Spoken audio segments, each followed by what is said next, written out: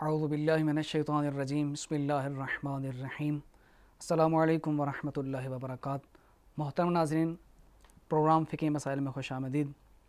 اللہ کی رحمتوں، برکتوں اور مغفرتوں والا مہینہ ہمارے پاس تشریف لایا ہے، اور اتنے مبارک مہینے میں ہمارا یہ حق بنتا ہے کہ اس کی رحمت سے زیادہ فیض یاب ہو سکیں، کیونکہ یہ وہ مہینہ ہے، حدیث نبوی ہے، پیغمبر اکرم صلی اللہ علیہ وآلہ وسلم کا ارشاد گرامی ہے۔ پیغمبر نے فرمایا کہ یہ وہ عظیم مہینہ ہے کہ جب خداوند متعال حکم دیتے ہیں اپنے فرشتوں کو کہ اس کی پہلی شب سے میری رحمت کے دروازے میری مخلوق کے لیے کھول دو، اور اس ماہ مبارک کی آخری شب تک وہ رحمت کے دروازے کھلے رہتے ہیں۔ اب دیکھنا ہوتا ہے کہ وہ کون سا خوش نصیب انسان ہے جو اس ماہ مبارک میں ان تمام احکامات پر عمل کر کے جن پر حکم دیا گیا ہے کہ عمل کیا جائے، وہ خوش نصیب انسان دیکھنا چاہیے کہ وہ کون سا انسان ہے جو اس ماہ مبارک میں اللہ کی رحمتوں سے فیض یاب ہو سکتا ہے۔ اور اسی لیے ایک حدیث ہمیں یہ بھی ملتی ہے کہ امام معصوم نے ہی فرمایا کہ بہت ہی بد نصیب ہے، بدبخت ہے وہ انسان جس کو پورا ماہ رمضان المبارک نصیب ہوا ہو لیکن وہ اپنے گناہوں کی بخشش نہ کرا سکا ہو۔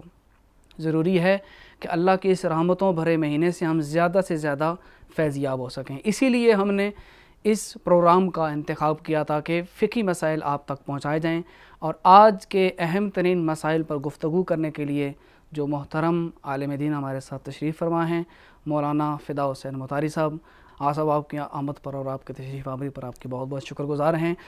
مولانا صاحب، ہماری گفتگو ہو رہی تھی مبطلات روزہ کے بارے میں، جہاں پر ہم پہلے کچھ مسائل ڈسکس کر چکے تھے۔ آج جس مسئلے پر گفتگو کرنا چاہتے ہیں وہ یہ ہے کہ اگر کوئی انسان خدا، رسول یا امام کی طرف ایک ایسی بات منسوب کرتا ہے کہ جو جھوٹ ہے، جو ان ہستیوں نے نہیں کہی، تو اس کا روزہ بھی باطل ہو جاتا ہے۔ اس کی وضاحت فرمائیے۔ اعوذ باللہ من الشیطان الرجیم بسم اللہ الرحمن الرحیم۔ آپ کا بہت شکریہ آغا نعیم۔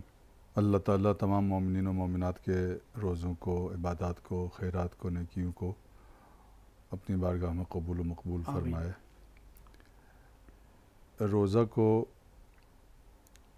اول فجر سے لے کر کے رات تک قرآن مجید کی اصطلاح میں الی اللیل، اس پورے دورانیے میں چند چیزوں سے بہرحال پرہیز کرنا چاہیے۔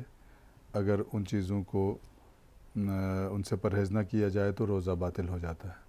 ان کو مبطلات روزہ کہتے ہیں۔ روزہ باطل کرنے والی چیزیں 8 یا بعض فقہا کے فتاویٰ کے مطابق 9، یہ وہ چیزیں ہیں جن سے پرہیز کرنا لازم ہے روزے کو صحیح کرنے کے لیے، درست عبادت قرار دینے کے لیے کم سے کم ان سے پرہیز کرنا لازم ہے۔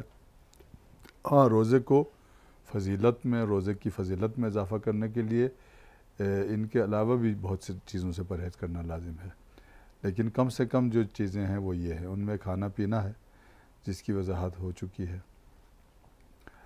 اور اس کے علاوہ ہم بستری ہے وہ بھی روزے کو باطل کر دیتی ہے، یا یہ کہ منی کا خارج کرنا ہم بستری کے بغیر بھی، اس سے بھی روزہ باطل ہو جاتا ہے۔ اور اس کی تفصیلات جو ہیں ہماری فقہی کتابوں میں توضیح المسائل میں درج ہیں۔ میں اپنے ناظرین سے گزارش کروں گا کہ وہ ان کتابوں کا اور توضیح المسائل کا مطالعہ فرمائیں اور ان مسائل کی تفصیلات بھی جان لیں۔ اس میں کفارہ بھی آ جائے گا۔ جان بوجھ کر کھانے پینے اور ہم بستری کرنے اور اس طرح کے جو روزہ باطل کرنے والے معاملات ہیں ان پہ کفارہ بھی آ جاتا ہے۔ جو کوئی جان بوجھ کر ان کو اگر انجام دے گا تو حتماً اس پر کفارہ ہوگا۔ قضا بھی ہے اور کفارہ بھی ہے، اور کفارہ کی مقدار بھی زیادہ ہے، اس اعتبار سے کہ 2 مہینے مسلسل ایک روزے کے بدلے میں 2 مہینے روزہ رکھنا۔ یعنی کہ کوئی ایک شخص اگر ایک روزہ جان بوجھ کر اس کو چھوڑتا ہے جی، یا اس کو توڑتا مبطلات ہے، روزہ کے ذریعے اس کو باطل کرتا ہے تو اس کو اس کا جو کفارہ دینا ہوگا وہ کفارہ مسلسل 60 روزے۔ جی، مسلسل 2 مہینے روزہ ایک روزے کے بدلے میں، یا ایک روزے کے بدلے میں 60 فقیروں کو، مسکینوں کو پیٹ بھر کے ایک ٹائم کا کھانا دینا، یہ کفارہ ہے۔ غلام آزاد کرنا بھی ہے، لیکن وہ آج کل چونکہ موجود نہیں ہے۔ اور ان میں سے ایک مبتل یعنی باطل کرنے والا یہی ہے جو آپ نے سوال میں اشارہ کیا، اللہ اور اللہ کے رسول اور ائمہ طاہرین صلوات اللہ علیہم اجمعین میں سے کسی ایک کی جانب جھوٹ منسوب کرنا، یہ خود بذات خود بھی ایک گناہ ہے جی کہ اللہ کی طرف جھوٹ منسوب کرنا، یا یوں ہی کہہ دینا کہ اللہ نے فرمایا ہے، اللہ کا ارشاد ہے، جبکہ آپ کو معلوم ہے کہ یہ اللہ کا ارشاد نہیں ہے۔ یہ کہنا کہ رسول اللہ نے قال رسول اللہ، تاریخ میں یہی آیا ہے کہ بہت سارے مقامات میں بلا تحقیق یا یہ کہ جان بوجھ کر خدا نخواستہ ذاتی مقاصد کے لیے، سیاسی مقاصد کے لیے، گروہی مقاصد کے لیے لوگوں نے حدیثیں گھڑی۔ کہتا ہے کہ قال رسول اللہ، تو یہ جھوٹ ہے جو منسوب کر رہا ہے وہ اللہ کے رسول سے، اللہ سے، یا ائمہ طاہرین میں سے کسی ایک سے۔ یہ بذات خود بھی گناہ ہے۔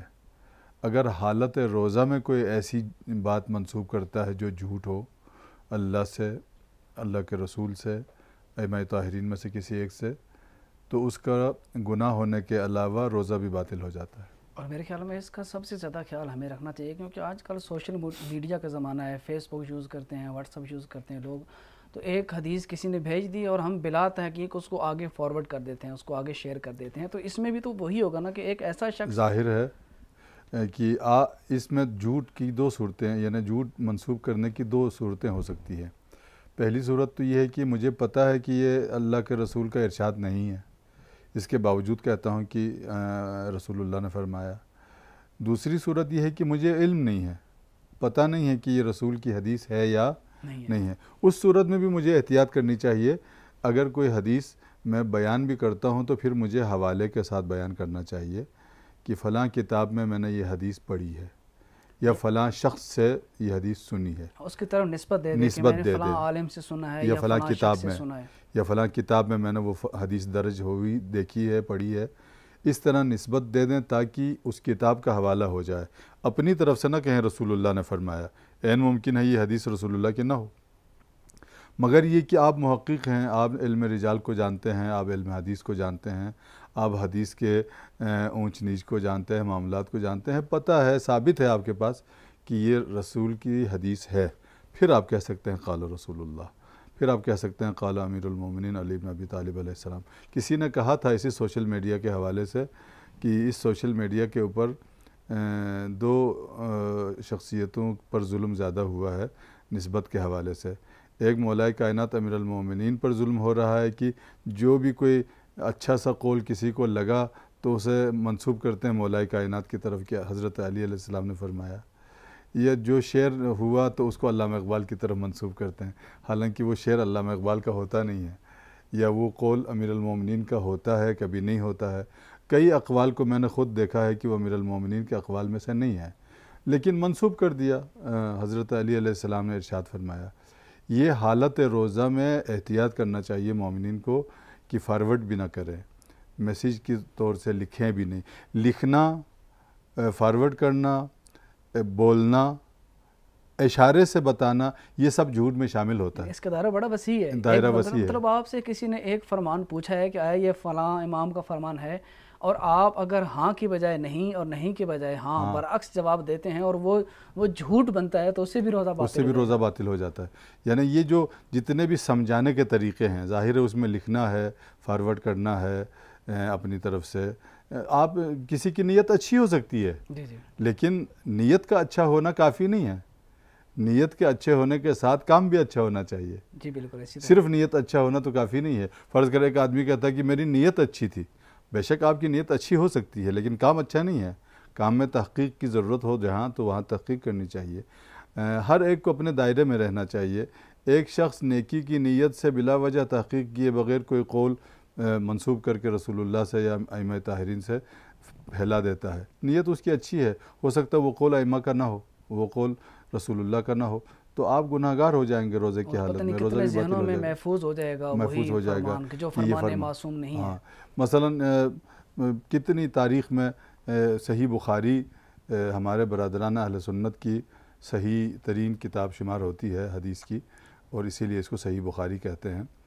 صحیح بخاری تالیف کرنے والے امام جو بخاری ہے، اسماعیل بخاری، محمد بن اسماعیل بخاری، وہ خود لکھتے ہیں کہ میں نے 7 لاکھ حدیثوں میں سے چن کے یہ 4-5 ہزار حدیثیں لکھی ہے، 7,000 حدیثیں جتنی بھی ہیں۔ تو معلوم ہوتا ہے کہ 7 لاکھ میں سے چن کے 7,000 حدیثیں نکلی ہوں تو کتنی جعلی حدیثیں عالم اسلام میں پھیلی ہوئی تھی۔ اس طرح کی اور بہت ساری مثالیں بہت ساری مثالیں موجود ہیں۔ آج کل سوشل میڈیا کے زمانے میں تو ایک عجیب سی فضا بنی ہوئی ہے، مطلب بغیر تحقیق کے ثواب سمجھ کے کوئی بھی چیز ہمیں اچھی لگتی ہے تو ہم اس کو تحقیق کے بغیر آگے ہم اس کو شیئر کرتے ہیں۔ یہاں پر ایک اور میں سوال کرنا چاہوں گا، بہت اہم سوال ہے وہ، اور وہ یہ ہے کہ اس کا دائرہ بڑا وسیع ہے۔ ایک بندہ رات کو ایک بات کہتا ہے گفتگو کے دوران کہ یہ فرمان معصوم ہے، اور دن کے وقت وہ کہتا ہے کہ جو کچھ میں نے رات کو کہا تھا وہ جھوٹ تھا، یا رات کو وہ کہتا ہے کہ یہ فرمان پیغمبر ہے اور دن کو وہ اس کی تردید کر دیتا ہے، مطلب کسی بھی طریقے سے رات کو سچ کہا تھا تو دن کو اس کو جھوٹ کر دیتا ہے، یا رات کو جھوٹ کہا تھا اور دن کو کہتا ہے کہ میں نے جو رات کو جھوٹ بولا تھا، اس طرح کر کے۔ تو اس سے بھی کیا روزے کے اندر فرق پڑتا ہے؟ جی بلا شبہ، اگر یہ نسبت جھوٹی نسبت بن جائے تو روزہ باطل ہو جاتا ہے۔ یعنی کسی بھی صورت میں آپ اپنی بات کی تصدیق کی صورت میں جھوٹی نسبت دے دیں، یا اپنی بات کی تردید کی صورت میں جھوٹی نسبت دے دیں، یا کسی کی بات کی تصدیق کرتے ہوئے یا تردید کرتے ہوئے نسبت جھوٹی نہیں ہونی چاہیے رسول اللہ کی طرف۔ لہٰذا مسلمانوں کو، مومنین کو، بالخصوص بولنے والوں کو، علماء کو، اہل منبر کو، سٹیج والوں کو، اینکرز کو احتیاط کرنی چاہیے حالت روزہ میں کہ کوئی غلط بات منسوب نہ ہو جائے سرکار دو عالم۔ اس سے یہ اندازہ ہوا کہ ماہ رمضان کے تقدس کے حوالے سے اگرچہ ہم یہ بات کر رہے ہیں، یہ ایک عمومی درس بھی اس کے اندر ہے، سبق بھی اندر ہے، اس کے اندر پوشیدہ ہے۔ وہ یہ ہے کہ کسی بھی صورت میں مسلمان کو اپنی زندگی میں رسول اللہ کی طرف یا ائمہ اہل بیت کی طرف جھوٹی بات کی نسبت نہیں دینی چاہیے۔ اپنی بعض اوقات لوگ اپنی حیثیت بڑھانے کے لیے یا اپنی علمیت دکھانے کے لیے یا اپنی مجلس میں واہ واہ یا کچھ ایسی داد وصول کرنے کے لیے کوئی بات منسوب کرتے ہیں رسول اللہ کی طرف، تو یہ کتنی بری بات ہے۔ تو مبتلات روزہ میں سے ایک یہ اگرچہ غذائی چیز نہیں ہے، کھانے پینے کی چیزوں میں شامل نہیں ہے، یا یہ کہ جسمانی کوئی بات نہیں ہے، یہ اگر روحانی معاملہ ہے یا کوئی جھوٹ کے معنوی اثرات بھی تو معنوی اثرات بلا شبہ انسان کے اوپر پڑتے ہیں۔ اچھا، یہاں تک تو بات کلیئر ہو جاتی ہے کہ بولنے والے کو احتیاط کرنی چاہیے۔ کیا سننے والوں کی بھی ذمہ داری بنتی ہے کہ جب انہیں پتہ ہے کہ ایک شخص غلط چیز بیان کر رہا ہے تو اس کو داد دینا، اس کو اپریشیٹ کرنا کہ ہاں تم ٹھیک کہہ رہے ہو، اور اس کو داد دینا، تو کیا اس سے بھی فرق پڑے گا روزے میں؟ اگرچہ فقہی اعتبار سے سننے والے کا روزہ تو باطل نہیں ہوتا، مگر یہ کہ سننے والا اس کی اس طرح تصدیق کرے کہ یہ جھوٹی نسبت دے رہا ہے اور میں اس کی تصدیق کرتا ہوں، تو گویا اس کا تصدیق کرنا بھی ایک نسبت ہو جاتی ہے۔